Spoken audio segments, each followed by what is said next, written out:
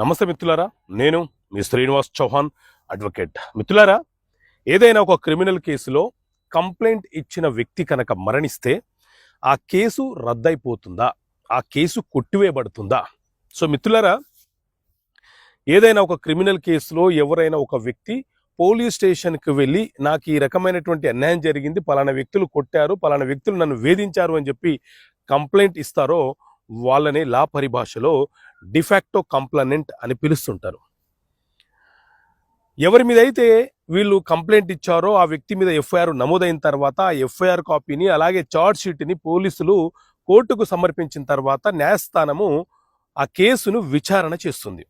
ఈ విచారణ జరుగుతున్నటువంటి సందర్భంలో ఈ కంప్లైనెంట్ ఎవరైతే ఉన్నారో ఆ కంప్లైనెంట్ కనుక మరణిస్తే ఆ కేసు అనేది కొట్టివేయబడదు.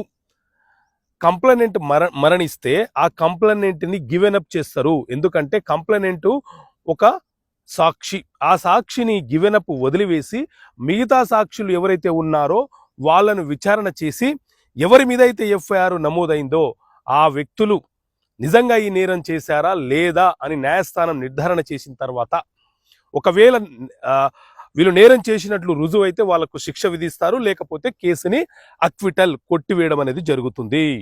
Okay friends, thank you. జై హింద్.